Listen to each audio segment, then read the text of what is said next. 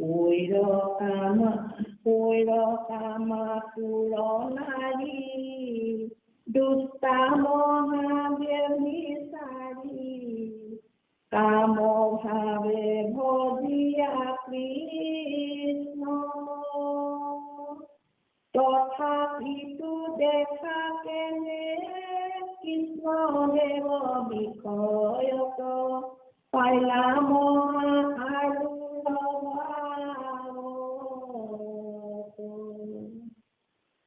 ইটো গোপী জাতপতি কৃষ্ণৰ পৰম প্ৰীতি বৈলহাৰ দেখিলো সাক্ষাৎ এতে জানিলো মহাসত্য পাৱে গতি ইটো কৃষ্ণ দেৱৰ সেৱা ৰাসোৎসৱে ৰংগ কৰি গোপীৰ কণ্ঠত ধৰি মহাবাহু মেলি আলিংগতে পৰম আনন্দে গীতো পালে প্ৰসাদ ইটো গোপী হৰে মাধৱ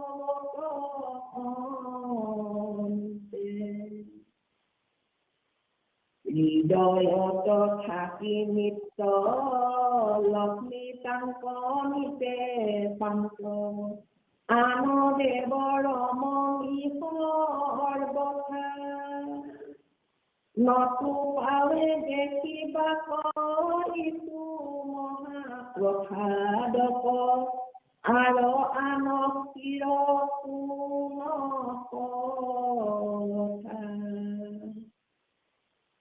গোপীৰ ভাগ্যৰ কথা থাকো কব নাই দুখত মোৰ হেন প্ৰাৰ্থনা সম্ভাৰ পদৰে যিটো চিত্ত বনে পাৱে ইটো বৃন্দাবনৰ মাজ তাৰে এক বাসুদিন হৈও থাকোতে মোৰ মিলে মহাভাগ্য বিপৰীত ইটো গোপী সকলৰ পৰম পবিত্ৰ চৰণৰে নোপাই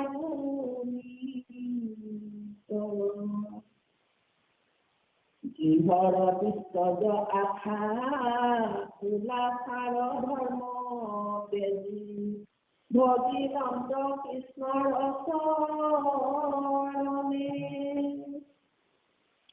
দুৰ্লভ জানিয়া মনে বিচাৰিয়া সৰ্বজনে পুৰন্ত সমস্ত বেদগণে উত্তম ক্ষত্ৰিয় জাতি উদ্ধৱে পাৰ্থিলা আছি যিটো চিৰ চৰণৰ ধূলি এতেকে কৃষ্ণ কজত পাইবাৰ উপায় আন দুখ গুণে হে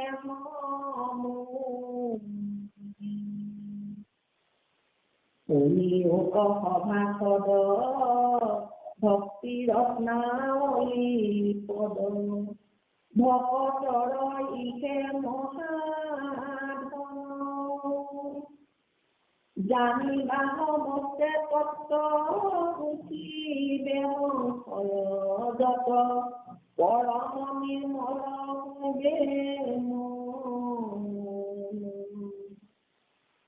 ভগৱতীত পৰিয়াল নাহিকে শাস্ত্ৰ আৰু জানি হবে এৰা আন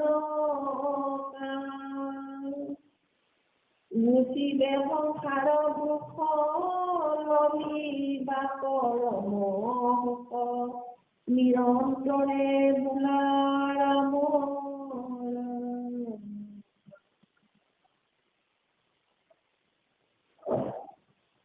দেউতা আজিলৈ যাওঁ নে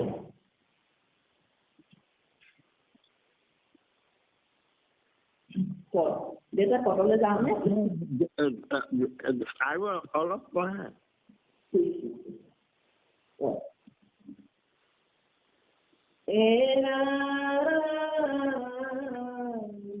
জাতি তোলা সাৰ ধৰ্ম জাতি তোলা কৰ ধৰ্ম জ্ঞান আদি কৰি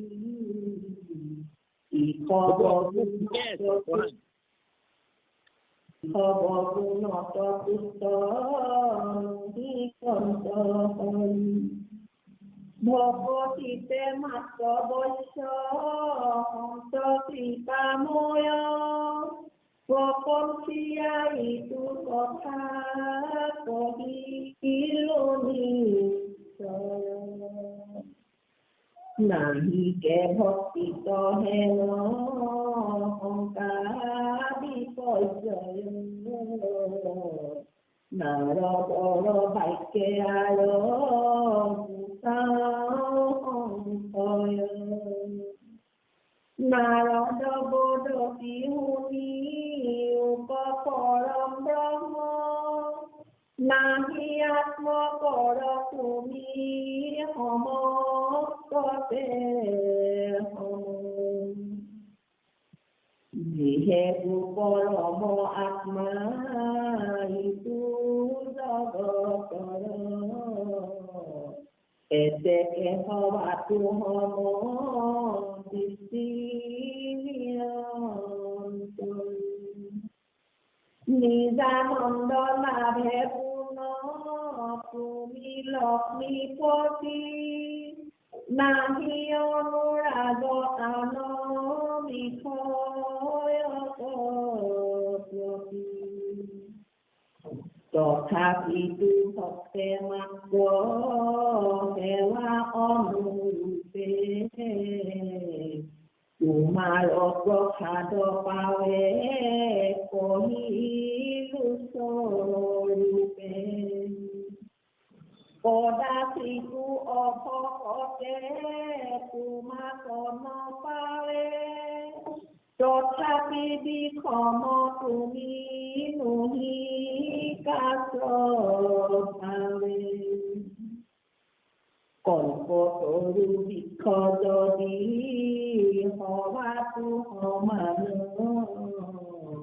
মাগন কাজনক মাত্ৰ কৰে ফলদান ভকতিহে কাৰ্য হৰি আপুনি প্ৰমাণ কহিয়া আচন্ত গোপী কাক বিদ্যমান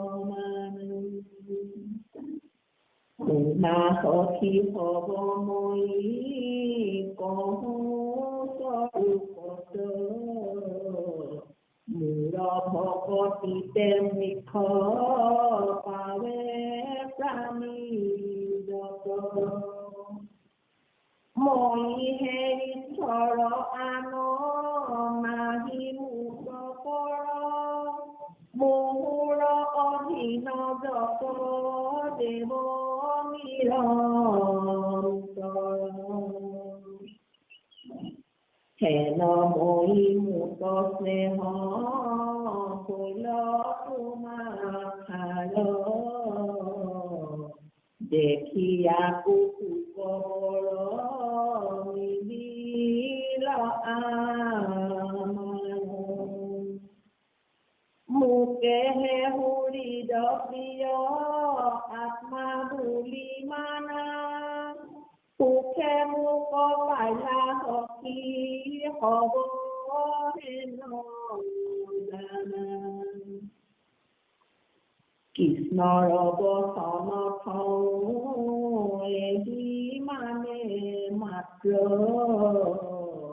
বুজিবানো পদে জ্ঞান বিনাই জ্ঞান শাস্ত্ৰ জ্ঞান বিনে মুকুতি নোহিবে কদাচিত বুলিবা কি মুখ্য পাইব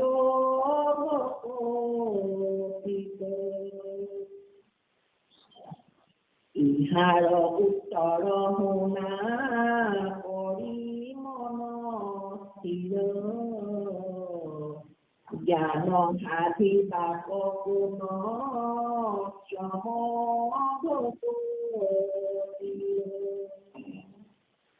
নলাগে জ্ঞানৰ পদে পৃথক সাধন অযত্নে হৈবে ভকতিতে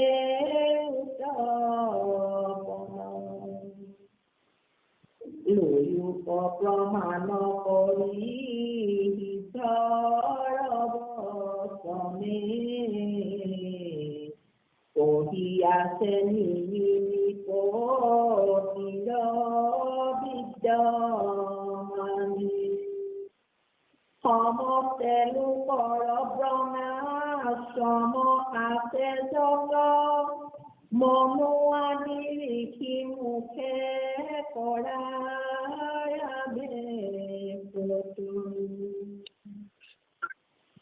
কৃষ্ণ কৃষ্ণ হ'ব ইমানতে কৃষ্ণ আমাৰ জন্ম সেৱাৰ থলী নমামিত সন্ধানী সত্ৰত সমবেত হোৱা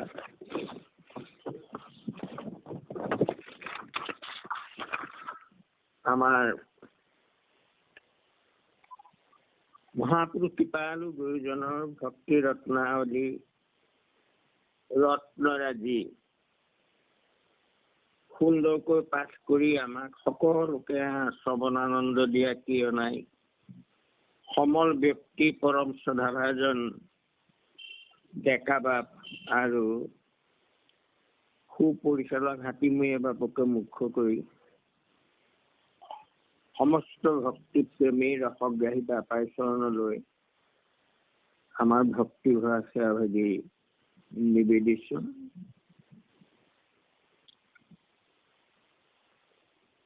আমি ভক্তি ৰত্নৰাজি অৰ্থাৎ ভকতক প্ৰশংসা কৰি ভকতিক প্ৰশংসা কৰি কৰা সেই ভক্তিমূলক ৰত্নখিনি উপদেশ বাণীখিনি একত্ৰিত কৰি ভকতিৰ মহিমা ইয়াত প্ৰকাশ কৰা হৈছে। নাম ৰত্নৰ কথা প্ৰকাশ কৰা হৈছে, ভক্তি ৰত্নৰ কথা প্ৰকাশ কৰা হৈছে। আমি কালি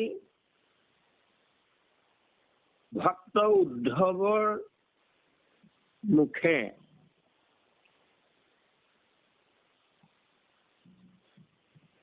নন্দক প্ৰশংসা কৰা কথাখিনি আমি পাইছিলো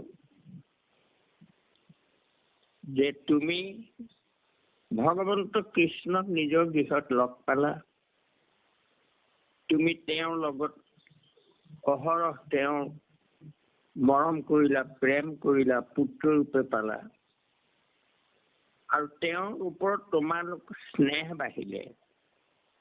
গতিকে তোমাৰ আৰু অন্য কোনো তোমাৰ অন্য একো কৰিব নালাগে, অৰ্থাৎ জ্ঞান কৰ্ম এইবোৰ কৰাৰ তোমাৰ প্ৰয়োজন নাই, তোমাৰ ভকতি হৈ গল। তুমি মনত এই সন্দেহটো নকৰিবা আকৌ যে তপ জপ যাগ যজ্ঞ যোগ দান এইবোৰ কৰিলেহে তোমাৰ চৰণত ভকতি কৰিব পাৰে কৃষ্ণৰ চৰণত। আমাৰতো এইবোৰ একো নাই, এইটো সন্দেহ নকৰিবা। কেলে নকৰিবা? কাৰণ তুমি সমস্ত ধৰ্মৰ ফল ভকতিক পাইলে যিটো, তাৰ আন কৰ্মে কোনো কাৰ্য। তেওঁ ভকতিকে পালা আৰু তোমাক কি লাগে? ৰত্নকে পালা। গতিকে আৰু বাকীবোৰ ধাতুৰ কি প্ৰয়োজন আছে? কৃষ্ণ নন্দৰ আগত যত কহিলা উদ্ধৱে তাক সংহৰীয়া আহি মানে থওঁ। বৰ্ণাইনন্ত আৰু যেন গোপীৰ ভকতি দেখি শুনিও ক তাক কিছু কওঁ। এই নন্দক প্ৰশংসা কৰা কথাখিনি ইমানতে সামৰণি মাৰিছে। আৰু গোপীৰ ভকতি দেখি কি মানি কৈছিলে এয়া এতিয়া কব আমাক। জাতি কুলাচাৰ ধৰ্ম জ্ঞানে কৃষ্ণ দেৱতাৰ নহি অনুগ্ৰহৰ কাৰণ, কিন্তু ভক্তি ভাৱে অতি ভজক অজাতি জাতি, তাতে সে সন্তুষ্ট নাৰায়ণ। যে যাক কুল ধৰ্ম জ্ঞান এইবোৰ একোকে নিবিচাৰে ভগৱন্তই, এইবোৰৰ ওপৰত ভগৱন্তে অনুগ্ৰহ নকৰে, কিন্তু ভক্তি ভাৱে অতি, কিন্তু ভক্তি ভাৱে সৈতে যেয়ে নহওক লাগে, যে জাতিয়েই নহওক, যে কুলেই নহওক, অজাতি জাতি যেয়ে নহওক, যদি ভক্তি ভাৱে ভজনা কৰে তাতে নাৰায়ণ সন্তুষ্ট হয়। কৈৰ কামা তুলনাৰী দুষ্টা মহাব্যভিচাৰী, কাম ভাৱে ভজিয়া কৃষ্ণক। তথাপিতো দেখা কেনে কৃষ্ণদেৱ বিষয়ত পাইলা মহা আৰু ভাবক। চোৱাচোন, সেই গোপীসকল তেওঁলোক কামাতুৰা হৈ গোপী, কিন্তু তেওঁলোকেও ভগৱন্ত কৃষ্ণত কাম ভাৱে তেওঁলোকে প্ৰথমতে যদিও বিচাৰিছিলে, শেষত গৈ সপ্ৰেম ভকতিলৈ ৰূপান্তৰ কৰি দিলা। তেওঁলোকক এনেকুৱা কৃপা কৰি দিলা তুমি। গতিকে ইটো গোপী জাক প্ৰতি কৃষ্ণৰ পৰম প্ৰীতি ভৈলা আৰু দেখিলো সাক্ষাৎ। আৰু আমি নিজে দেখা পালো এই গোপীসকলৰ প্ৰতি ভগৱন্তৰ কেনে তাৰমানে আশীৰ্বাদ, কেনেকৈ তেওঁলোকক ভকতি দিলে। এতেকে জানিলো মহা অজ্ঞ হব পাৱে গোটেই ইটো কৃষ্ণদেৱৰ সেৱাত। কৃষ্ণদেৱক সেৱা কৰিলে অজ্ঞ সকলেও অৰ্থাৎ অজ্ঞানী সকলেও গতি পাব পাৰে। ৰাসোৎসৱে ৰংগ কৰি গোপীৰ কণ্ঠত ধৰি মহাবাহু মেলি আলিংগন্তে, পৰম আনন্দ সেইটো পাইলিক প্ৰসাদ ইটো গোপী সবে মাধৱত হন্তে।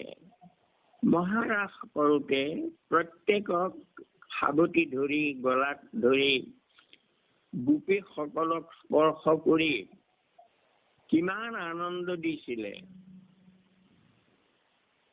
এয়া গোপীসকলে যি পালে, হৃদয়ত থাকি নিত্য লক্ষ্মীতাংক নিতে পান্ত, আন দেৱ ৰমণী সৰ্বথা নতু পাৱে দেখিবাক, ইটো মহাপ্ৰসাদক আৰু আন স্ত্ৰীৰ কোন কথা। অৰ্থাৎ সেই অনাচাৰী ব্যভিচাৰী গোপীসকলক যি প্ৰসাদ দিলে, সেই প্ৰসাদ লক্ষ্মীয়ে পায়, হৃদয়ত থাকিয়েই ভগৱন্তৰ সদায় পাই থাকে। আৰু আন কোনেও সেই মহাপ্ৰসাদ কোনেও পাব নোৱাৰে। যি মহাপ্ৰসাদ সেয়া এই গোপীসকলে পালে। অনাচাৰী ব্যভিচাৰী গোপীসকলেও পালে লক্ষ্মীয়ে পোৱা সেই মহাপ্ৰসাদ। আৰু আনৰ কি কথা যে ভকতি কৰা, ভকতে যে পাবই এইটোত কোনো সন্দেহ নাই। আৰু অনাচাৰী ব্যভিচাৰী গোপীসকলেই পালে। গতিকে সেইজন দয়াময় কৃপাময় কৃষ্ণৰ ভকতি কিয় নকৰিব বাৰু, এই কথাষাৰ প্ৰকাশ কৰিছে। গোপীৰ ভাগ্যৰ কথা থাকক বৰ্ণাইব কত, মৰ হেন প্ৰাৰ্থনা মনত, তাসম্বাৰ পদৰেনো যিটো তৃপ্ত মনে পাৱে, ইটো বিদ্যা বনৰ মাজত। এতিয়া গোপীৰ কথা ইমানতে থৈছে। আৰু এতিয়া আকৌ অন্য এটা উদাহৰণ দিছে যে গোপীৰ ভাগ্যৰ কথা ইমানতে থাকক, মই কি প্ৰাৰ্থনা কৰোঁ এই বুলি তেওঁ কৈছে উদ্ধৱে, যে এই গোপীসকলৰ পদ ৰেণু স্পৰ্শ কৰি বৃন্দাবনৰ বনবোৰে তৃণবোৰে এওঁলোকৰ পদৰ ৰেণু যে পোৱাটো মহাভাগ্য এওঁলোকৰ। ইটো গোপীসকলৰ পৰম পবিত্ৰতৰ চৰণ ৰেণুক পাইবো নিত। সেই সকল গোপীৰ চৰণৰ ৰেণু উদ্ধৱে বন্দিলা গোপীৰ ধূলি বুলি যে কৈছে কথাষাৰ, সেয়া কিয় গৃহৰ দুষ্টেৰ্য আশা কুলাচাৰ ধৰ্ম তেজি ভজিলন্ত কৃষ্ণৰ চৰণে। গৃহৰ দুষ্টেৰ্য আশা অৰ্থাৎ বিষয় বাসনা ত্যাগ কৰাটো বৰ কঠিন কাম। গোপীসকলে তাকেই ক'লে, নলাগৈ পতি পুত্ৰ দুখ হেতু। পতি পুত্ৰ গৃহ সুখটো দুখৰ কাৰণ বুলি ভাবিলে, কাৰণ তাত আত্মাৰ সুখ নাই। গতিকে কুলাচাৰ ধৰ্ম তেজি কৃষ্ণৰ চৰণত তেওঁলোকে ভজিলে। দুৰ্লভ জানিয়া মনে বিচাৰিয়া সৰ্বজনে ফুৰন্ত সমস্ত বেদগণে।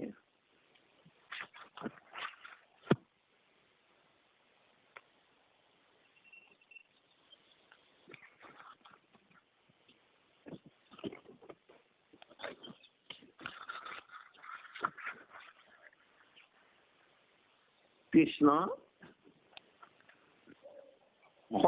সমস্ত বেদগণে যি চৰণৰ সেৱা বিচাৰি থাকে সেয়া সেই অনাচাৰী গোপীসকলে পালে।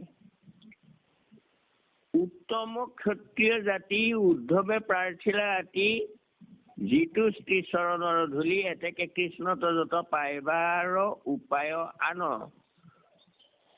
এতেকে কৃষ্ণক যত পাইবাৰ উপায় আন, দোষ শিও গুণেশে সমূলি।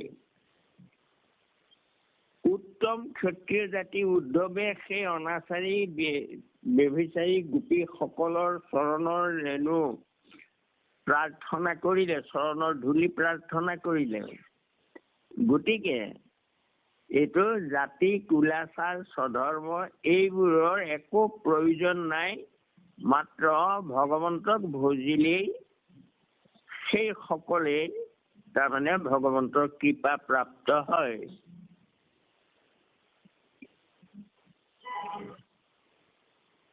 শুনিওক সভাসদ ভক্তি ৰত্নাৱলী পদ, এয়া তাৰমানে গুৰুজনৰ নিজৰ কথা। পৰম নিৰ্মল হৈবে মন, এইয়া কথা শুনিলে আমাৰ মনবোৰ নিৰ্মল হৈ যাব। ভকতিতো পৰে আৰু নাহিকে শাস্ত্ৰৰ সাৰ।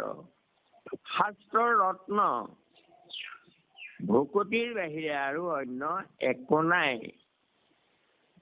সেইকাৰণে সকলোৱে ৰাম ৰাম বুলিবৰ কাৰণে কৈছে। জাতি কুলাচাৰৰ ধৰ্ম জানি জ্ঞান আদি কৰি ঈশৱ গুণত তুষ্ট নহৈ কন্ত হৰি। ভকতিতে মাত্ৰ বৈশ্য হন্ত কৃপা মই প্ৰপঞ্চিয়া ইটো কথা কহিলো নিশ্চয়। এই কথাখিনি ভকতি যে মাত্ৰ ভক্তিতহে ভগৱন্ত সন্তুষ্ট হৈ এই কথাখিনি বিতংকৈ ওপৰৰ উদাহৰণবোৰত কোৱা হ'ল। নাহিকে ভক্তিত হেন শংকা বিপৰ্যয়, নাৰদৰ বাক্য আৰু গুচাওঁ সংশয়। ভক্তি যিসকলে কৰে ভকতৰ কোনো শংকা নাই। এয়া নাৰদৰ কথাৰে আকৌ আমাক দৃঢ়তা আনি দিছে। এয়া নাৰদৰ বাক্য ৰত্ন। নাৰদ বুটতি শুনি উক পৰ ব্ৰহ্ম, নাহি আত্মা পৰ তুমি সমস্ততে সম। যিহেতু পৰম আত্মা ইটো জগতৰ এতেকে সবাতো সম, দৃষ্টি নিৰন্তৰ নিজানন্দ লাভে পূৰ্ণ তুমি লক্ষ্মীপতি, নাহি অনুৰাগৱান বিষয় প্ৰতি। নাৰদ দেৱে কৈছে যে হে প্ৰভু পৰম ব্ৰহ্ম, তোমাৰ মাজত আত্মা পৰ ভাৱ নাই, কাৰণ তুমি আত্মা পৰত, তুমি সমস্ততে সম, তুমি শ্ৰেষ্ঠ আত্মা সকলোৰে, অৰ্থাৎ দেহতকৈ শ্ৰেষ্ঠ আত্মা তেৱেই। যিহেতু পৰমাত্মা এইটো জগতৰ, তুমি জগতৰে পৰমাত্মা। এতেকে সবাতো সম, দৃষ্টি নিৰন্তৰ, তোমাৰ দৃষ্টি সকলোতে সম। আৰু তুমি নিজে নিজৰ আনন্দত, পৰিপূৰ্ণ আনন্দত, তুমি চিদানন্দ, পৰমানন্দ, সদানন্দ, নিত্যানন্দ আদি তোমাৰ গুণ এয়া। নিজানন্দ লাভে পূৰ্ণ, তুমি লক্ষ্মীপতি নাহি অনুৰাগ, সেইকাৰণে তুমি নিজানন্দতে আনন্দিত। গতিকে আন বিষয়ৰ কথা তোমাৰ মনলৈ কিয় আহিব? তথাপিতো ভক্তে মাত্ৰ সেৱা অনুৰূপে, তোমাৰ প্ৰসাদ পাৱে কহিলো স্বৰূপে। সেইকাৰণে ভকতে সেৱা অনুৰূপে যি যেনে ভকতি কৰে তেনেকুৱা ফল প্ৰাপ্ত হয় সেইসকল। তুমি তেওঁলোকক সকলোকে কৃপা কৰা। তোমাৰ প্ৰসাদ পাৱে কহিলো স্বৰূপে, কদাচিতো অভকতে তোমাকো নাপাৱে। তথাপি বিষম তুমি নহিকা স্বভাৱে। তোমাক অভকতে নাপায়, ভকতে পায়। গতিকে অভকতে তোমাক কেতিয়াও নাপায়। তুমি বিষম নহয়, অৰ্থাৎ ভক্তি অনুৰূপে তুমি সকলোকে কৃপা কৰা। কল্পতৰু বৃক্ষ যদি সবাতো সমান, মাগন্তা জনক মাত্ৰ কৰে ফলদান। যেনেকৈ কল্পতৰু বৃক্ষ, সকলো বৃক্ষই ফল কাকো নিদিওঁ বুলি নকয়, কিন্তু মাগিব লাগিব, বিচাৰিব লাগিব, নিজে পাৰি খাব লাগিব, তেতিয়া পাবা, নিদিওঁ বুলি নকয়। ভকতিহে গাৰ্যহৰি আপুনি প্ৰমাণ, কহিয়া আচন্ত গোপিকাক বিদ্যমান। আৰু গোপীসকলক এই কথাষাৰ কোৱা হৈছে যে ভকতিতহে সকলো সিদ্ধ হয়। শুনা সখী সবময় কহো স্বৰূপত, মোৰ ভকতিত মুখ পাৱে প্ৰাণী যত। মই সেই ঈশ্বৰান নাহি মত পৰ, মোহৰ অধীন যত দেৱ নিৰন্তৰ। গোপীসকলক এই পৰমাৰ্থ কথা কৈছিলে যে মোৰ অধীন সকলো দেৱতা। গতিকে মোক ভকতি কৰিলে সকলোৱে তাৰমানে ভাল পায়, সকলোৱে সন্তুষ্ট হৈ যায়। মই সন্তুষ্ট হলে হেন মই মত স্নেহ ভৰিলা তোমাষাৰ, দেখিয়া কৌতুক মিলিলো আমাৰ। তেনেকুৱা মই সকলোতে কম, মোক তোমালোকৰ ভকতি হল, এয়া দেখি মই বৰ আনন্দ পাইছো। মোকে সে সহিত প্ৰিয় আত্মা বুলি মানা, সুখে মোক পাইলা সখী হবহে নজানা। মোকেই তোমালোকে প্ৰিয় আত্মা বুলি মানা, মই সকলোৰে আত্মা, জগতৰে আত্মা। এই বিশ্বাসেৰে সৈতে মোক তোমালোকে ভকতি কৰা, আৰু তোমালোকে কষ্ট নকৰাকৈ মোক তোমালোকে পালা। আৰু এই জ্ঞানটো মনত লোৱা, মই সকলোৰে আত্মা। এই জ্ঞানটো হলে তোমালোকে আৰু আনত বিচাৰিব নালাগে। অৰ্থাৎ তোমালোকৰ হৃদয়তে মই আছো, গতিকে মোক হৃদয়তে পাবা। জ্ঞানৰ বিনে বলিবা নপজে জ্ঞান, কৃষ্ণৰ বচন থওঁ এহি মানে মাত্ৰ। ইমানতে এয়া আকৌ কবিৰ কথা, কবিয়ে আমাক কব, অৰ্থাৎ গুৰুজনে কব যে কৃষ্ণৰ বচন ইমানতে থৈছে। আৰু যদি কোনোবাই ভাবা যে জ্ঞান শাস্ত্ৰ নহলে জ্ঞান নপজে, যদি জ্ঞান শাস্ত্ৰ আদি নপঢ়ে, জ্ঞানৰ বিনে মুকুতি নহিবে কদাচিত। জ্ঞান নহলে মুক্তি নহয়। বুলিবা কৃষক মুখ পাই বা ভকতিত, তেতিয়াহলে ভকতি কেনেকৈ পাব? জ্ঞানে এই কথাষাৰ, জ্ঞানে যদি কয় বেদ লোৱা তাৰো পৰিছেদ। এয়া ভাগৱতত আছে দেই, যে যদি কোনোবাই কয় জ্ঞান নহলে গতি নহয়, এতিয়া তাৰো সিদ্ধান্তটো লোৱা। আছে জ্ঞান ভকতিৰ মাজে, ভকতি কৰন্তে জানা আপুনি উপজে জ্ঞান, যোগ চিন্তি মৰে মিছা কাজে। ভকতি কৰিলে আকৌ জ্ঞান কেলে? ভকতিতে জ্ঞান সোমাই আছে। গতিকে নালাগে জ্ঞানৰ পদে পৃথক সাধন। ভকতি কৰিলে আৰু পৃথক সাধন কৰিব নালাগে। অযত্নে হৈ ভকতিটো উৎপন্ন। যত্ন নকৰাকৈ ভকতিতেই এয়া পাব। লৌকিক প্ৰমাণ কবি সিদ্ধৰ বচনে কহি আছে নিমিনিবতিৰ বিদ্যমানে। সমস্ত লোকৰ বৰ্ণাশ্ৰম আছে যত, মনুৱাদী ঋষি মুখে কৰায়া বেকত।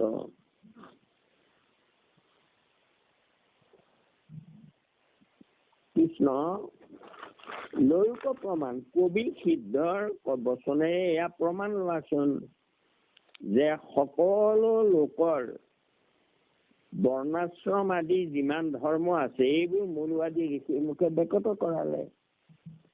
আৰু পৰম ৰহস্য জানি প্ৰভু ভগৱন্ত মুখ্য শাস্ত্ৰ মানে নিজৰ মুখে কহিবন্ত। আৰু পৰম ৰহস্য তত্ত্ব জানি মুখ্য শাস্ত্ৰ যিমান আছিলে সেয়া নিজে কলে। তাৰমানে কথাটো কি, ঋষি মুখে আন ধৰ্ম কৰায়া বেকত কহিলে আপোন মুখে নিজৰ ধৰ্ম যত। যাক জানি মহাসুখে মূঢ়জনো তৰে, অজাতি পাতকি যাক জানিলে নিস্তৰে। অৰ্থাৎ মুখ্য শাস্ত্ৰ নিজ মুখে কলে, ঋষি মুখে আন ধৰ্ম প্ৰকাশ কৰে। এতিয়া নিজ মুখে কোৱা শাস্ত্ৰ কি? ভগৱন্তই নিজ মুখে কোৱা শাস্ত্ৰ কি? গীতা শাস্ত্ৰ, প্ৰভু বিবেক দিছে। আৰু ভাগৱত শ্ৰীনাৰায়ণে নিজে কোৱা কথা। এয়া এই দুভাগ শাস্ত্ৰ ভগৱন্তই নিজ মুখে কোৱা কৃষ্ণ। আৰু দিশব উপায় কহি আছে কৃপাময়, অজ্ঞানী সকলে কৰি তাহাকে আশ্ৰয়। অজ্ঞানী সকলে সেই শাস্ত্ৰকে আশ্ৰয় কৰিব। গীতা ভাগৱতক আশ্ৰয় কৰিলে মহাসুখে আত্মাতত্ব জানে সমুদায়, তাকে বুলি ভাগৱত ধৰ্ম নিমিৰাই। আৰু সেইখিনি মহান আত্মাতত্ব তেওঁলোকে ভাগৱত আৰু গীতা পঢ়ি তেওঁলোক ভকত হৈ যাব, আত্মাতত্ব জানিব। আৰু সেয়ে ভাগৱত ধৰ্ম এই কথা নিমিৰাগত কলে। যেন মহাসুখ ভাগৱত ধৰ্মচাৰ প্ৰপঞ্চীয়া কহতাক শুনা মহাশয়।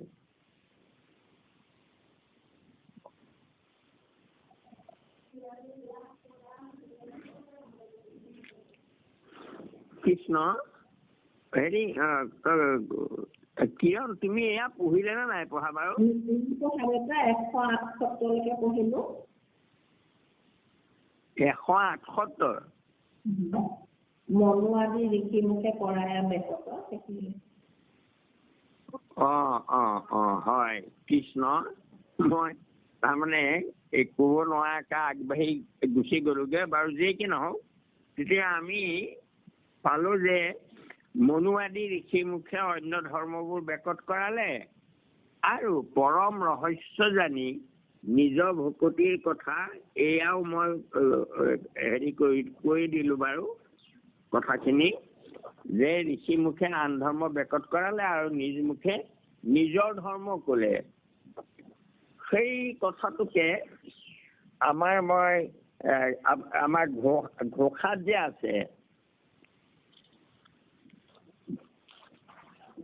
যে মাধৱে বোলন্ত শ্ৰুতি স্মৃতি মোৰ আজ্ঞা বাণী জানা নিষ্ট, সেই ঘোষা জনাটো সেই অৰ্থটোকে কোৱা হৈছে যে মোৰ আজ্ঞা বাণী শ্ৰুতি স্মৃতি বুলি মানি লোৱা। ঋষি মুখে আন ধৰ্ম বেকত কৰাই থৈছো, অন্য ঋষি মুখে কোৱা শ্ৰুতি স্মৃতি নহয়। সেইবোৰক শ্ৰুতি স্মৃতি নামানিবা। মই যি কৈছো মোৰ নিজ মুখে মই বেকত কৰিছো। গতিকে মোৰ আজ্ঞা বাণী জানা নিশ্চয়, মোৰ আজ্ঞা আৰু বাণীয়েই শ্ৰুতি আৰু স্মৃতি বুলি মানি ল'বা। সেই কথাটো প্ৰমাণ হৈছে আজ্ঞা, অৰ্থাৎ গীতাত ভগৱন্তই একেবাৰে সুন্দৰকে আজ্ঞা দিছে।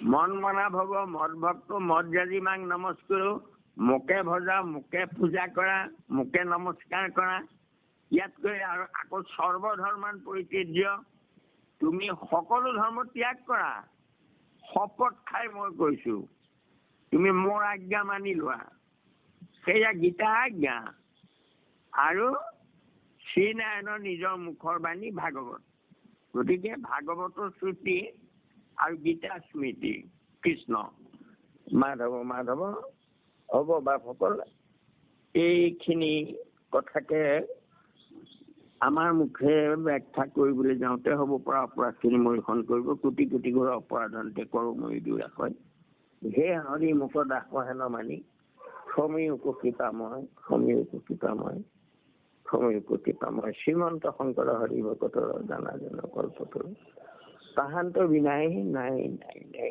আমাৰ পৰম গুৰু আমাৰ পৰম গুৰু আমাৰ পৰম গুৰু কৃষ্ণ কৃষ্ণ যেটা আমি দোহাই দিওঁ কৃষ্ণ আমি 179টা দোহাই দিওঁ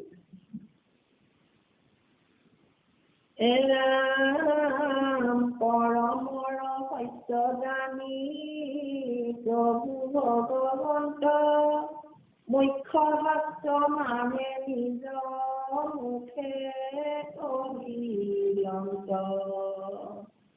যি খব উপায় কৰি আছে কৃপাময় অজ্ঞানী সকলে কৰি তাহাকে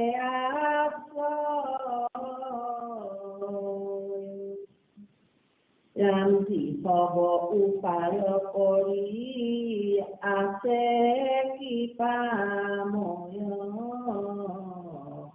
অজ্ঞানী সকলে কৰি তাহাকে